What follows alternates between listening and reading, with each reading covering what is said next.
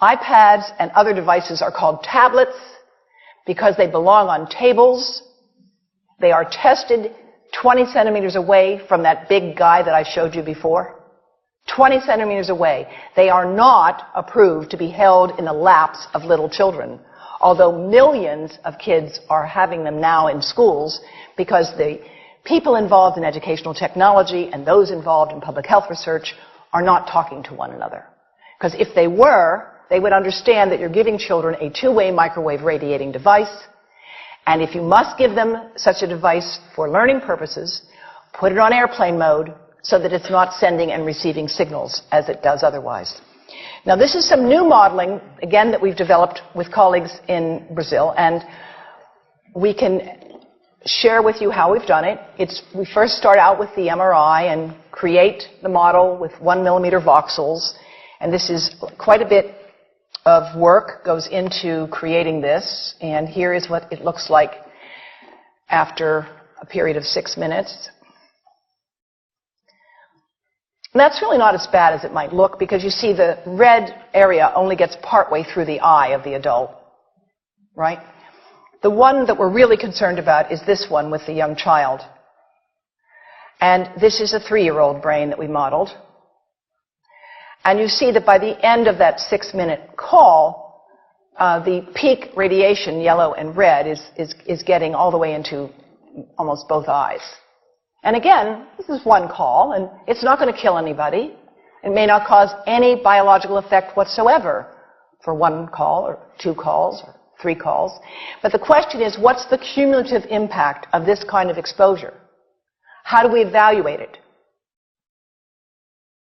And I want to show you an example of some of the work that we are doing now that I'm releasing here for the first time. And this is a modeled microwave radiation dose of a 6-year-old with greater levels to the frontal and temporal lobes, eyes and cheek. And watch this here. Now, yellow, white, and red are the hottest, all right? And if you look carefully, you will see it's going into the eye, the nose. Do it again, just so you'll get to see it. And partly into the brainstem. Now, that's just showing you that there's going to be some exposure into that area of a young head. It doesn't tell you that there's any biological effect, right? Now, the next slide is going to show you something that might be of interest to students and faculty here. And that has to do with exposure to the reproductive organs. We call them the gonads. I think you say the testicles. And bone marrow. And look here at the radiation as it gets into the groin area. And that's just from having a mobile phone modeled into the pocket. And this, again, is based on a normalized SAR with a dipole antenna. Now, the breast. The breast is mostly fat, contains a lot of fluid. Things that contain fat and fluid cook faster in the microwave oven. Now, a cell phone can't cook anything, all right? Mobile phones do not pop popcorn. That was a fraud. They don't make any heat that we know of, otherwise they wouldn't be permitted.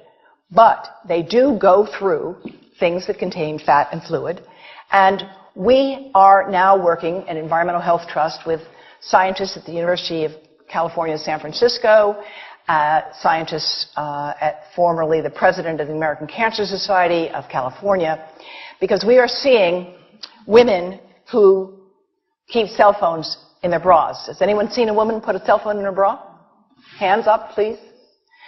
Please tell them you've heard now why they shouldn't do that. And here I want to show you our first case report from 2009, and we now have many more.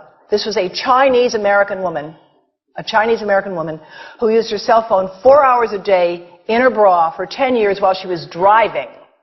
Now, and you drive with a phone on your body. The phone is smart. It's going to go from one tower to another, and it's going to say, here I am, where are you, here I am. And it's going to be going to max power each time it moves from one cell tower to another. And there it was right next to her chest. And the tumors that developed right under the antenna of the phone. unusual tumors. But in the meantime, people have a right to know how you can minimize exposure.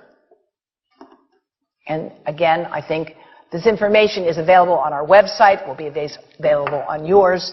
Remember, if you have to give a phone to a child, put it on airplane mode. And think about this. That microwave oven, it works because there's a metal box around the microwave signal, and the signal pings all over the place. Next time you get into an elevator or a train for any length of time, put your phone on airplane mode. Otherwise, that signal is going all over the place, magnifying and coming back. Keep the mobile phone away from you when it's on and you are asleep. Now, it takes a village to do a lot of things. These are some of the people whose materials I've used today with their permission, and I can't read this list to you, but I want you to know that I feel really honored to be working with some of the most talented people in the world on this issue. And they have given me permission to share these materials with you. And I leave you with this thought from Albert Einstein.